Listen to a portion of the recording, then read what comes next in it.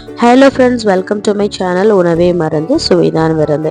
இன்னைக்கு நம்மளுடைய சேனலில் ஒரு சூப்பரான சளிக்கு இப்போ ஏற்ற கிளைமேட்டுக்கு ஏற்ற மாதிரி ஒரு அருமையான நண்டு கிரேவி ரெசிபி தாங்க பார்க்க போகிறோம். கண்டிப்பாக இது சப்பாத்தி இட்லி தோசை எல்லாத்துக்குமே ஒரு அடிப்பொலியான காம்பினேஷனாக இருக்கும்.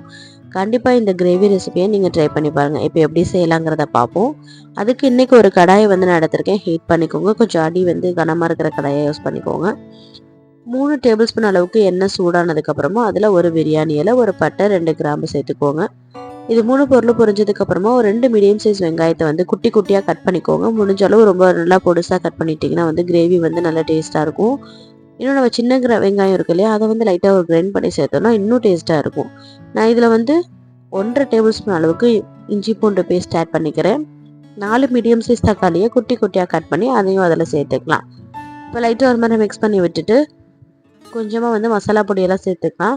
இன்றைக்கி நான் இதில் சேர்க்க போகிற மசாலா என்னென்னா, 1 டேபிள் ஸ்பூன் அளவுக்கு தனியா பொடி, 1/2 டேபிள் ஸ்பூன் அளவுக்கு மஞ்சள் தூள், 1/2 டேபிள் ஸ்பூன் அளவுக்கு மிளகாய் தூள், கொஞ்சமாக கரம் மசாலா சேர்த்து தண்ணி ஊற்றி மூடி வச்சிடலாம். இதனுடைய பச்சை வாசனை எல்லாம் போனதுக்கப்புறமா நம்ம நண்டு சேர்த்துக்கலாம். இன்றைக்கி நான் 1 கிலோ போல் நண்டு எடுத்திருக்கேன். நல்லா ஒரு மாதிரி மிக்ஸ் பண்ணிடுங்க படிச்சிடாமல். இப்போ நண்டை நல்லா க்ளீன் பண்ணி கட் பண்ணலாம். பெருசாக இருந்துச்சுன்னா சின்னதாக இருந்தால் கூட நம்ம அப்படியே சேர்த்துக்கலாம். நிஜமாலுமே சொல்கிறேன், இந்த நண்டு கிரேவி நான் குட்டி நண்டில் இப்போ தான் ஃபர்ஸ்ட் டைம் ட்ரை பண்ணேன். சூப்பராக இருந்துச்சு. இதில் நண்டு சேர்த்ததுக்கப்புறமா உப்பு போட்டுட்டு ஒரு முறை மிக்ஸ் பண்ணி கொஞ்சமாக தண்ணி சேர்த்து மூடி வச்சுருங்க.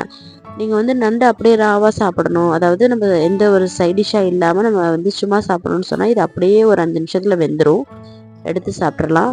இல்லை நான் வேறு ஒரு பொருளோட சைடிஷாக வச்சுக்கிறேன் அப்படின்னு சொன்னால் இதில் ஒரு சின்ன டிப்ஸ் தான். நம்ம கொஞ்சமாக தேங்காய் பால், 1 கப் போல் திக்கான தேங்காய் பால் எடுத்து அதையும் சேர்த்து வச்சுக்கோங்களேன்.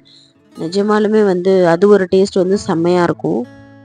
இப்போ பார்த்தீங்கன்னா நல்லா ஓரளவுக்கு திக்காகிடுச்சு. இப்போ நான் சொன்ன மாதிரி ஒரு முறை மிக்ஸ் பண்ணிவிட்டு தேங்காய் பாலை உள்ளே சேர்த்துட்றேன்.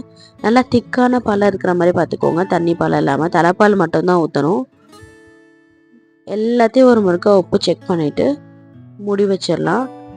ஒரு 5 நிமிஷத்துக்கு அப்புறமா நம்ம மூடியை திறந்து பார்த்தோன்னு சொன்னால் நல்லா திக்காக எடுக்கும் கிரேவி. இந்த ஸ்டேஜில் மிளகு ஜீரகத்தூள் போட்டு மல்லித்தூள் போட்டுட்டு மல்லி இலையை போட்டுட்டு